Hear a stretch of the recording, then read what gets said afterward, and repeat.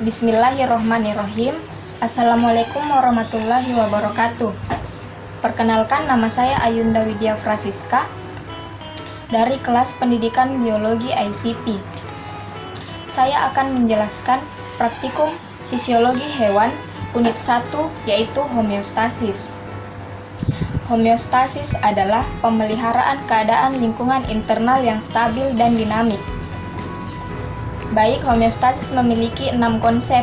Yang pertama, cairan di dalam sel tubuh atau intrasel. Yang kedua, cairan di luar sel tubuh atau ekstrasel. Yang ketiga, sebagian besar sel tubuh tidak berkontak langsung dengan lingkungan eksternal. Yang keempat, cairan ekstrasel berfungsi sebagai lingkungan eksternal. Yang kelima, fungsi yang dilakukan oleh tubuh untuk mempertahankan homeostasis. Yang keenam, faktor dalam lingkungan internal. Faktor dalam lingkungan internal terbagi menjadi 6, yaitu konsentrasi molekul nutrien, yang kedua pH, yang ketiga konsentrasi O2 dan CO2, konsentrasi produk sisa. Yang kelima, konsentrasi garam dan elektrolit. Yang keenam, volume. Baik, selanjutnya adalah osmoregulasi. Osmoregulasi adalah proses mengatur konsentrasi dan menyeimbangkan pemasukan serta pengeluaran cairan dalam tubuh oleh sel. Tujuan dari praktikum ini ada 4, yaitu 1. Untuk mengetahui keadaan sel ketika dimasukkan di dalam tempat yang bersifat isotonis, hipotonis, dan hipertonis. Yang kedua, untuk mengetahui proses osmosis pada katak. Yang ketiga, untuk mengetahui proses osmosis pada usus ayam. Yang keempat, untuk mengetahui pengaruh pemberian salinitas berbeda pada osmoregulasi ikan. Mekanisme keadaan kondisi homeostasis pada hewan berlangsung melalui sistem umpan balik. Sistem umpan balik tersebut terbagi menjadi 2, yaitu sistem umpan balik positif dan sistem umpan balik negatif.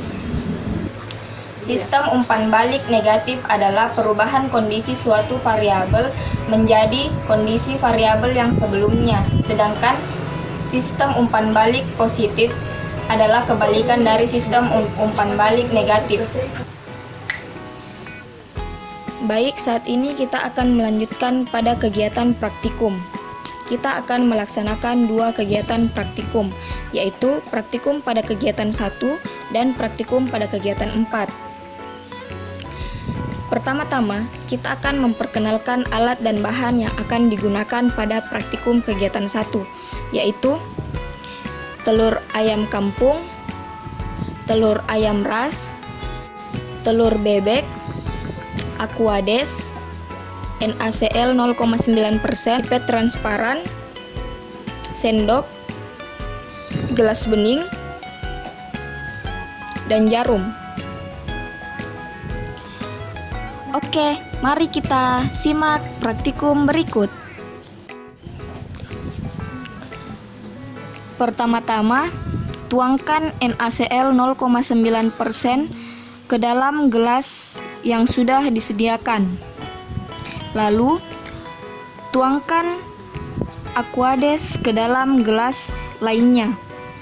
Setelah menuangkan masing-masing larutan, pecahkan telur menggunakan sendok pada bagian atas dan bagian bawah telur tanpa merusak membran dalamnya. Setelah lubang jadi, masukkan pipet transparan ke dalam lubang bagian atas. Jangan sampai pipet tersebut menembus lubang bagian bawah. Setelah dimasukkan pipet, letakkan telur pada larutan yang ada di dalam gelas. Seluruh telur diperlakukan sama, seperti sebelumnya. Untuk diamati. Untuk kegiatan kedua, mari kita lihat alat dan bahan yang dibutuhkan. Yang pertama, gelas plastik. Yang kedua, ikan mas kecil. Yang ketiga, sendok. Dan yang keempat adalah garam. Pertama-tama, siapkan 4 buah gelas plastik yang masing-masing berisi air bening, air dengan garam 10 gram, air dengan garam 20 gram, dan air dengan garam 30 gram. Selanjutnya, siapkan ikan yang akan dimasukkan ke dalam setiap air yang telah disiapkan. Masing-masing 1 ikan pada setiap air yang telah disiapkan.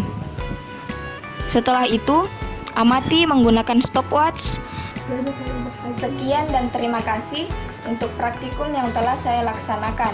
Semoga praktikum kali ini dapat bermanfaat bagi teman-teman.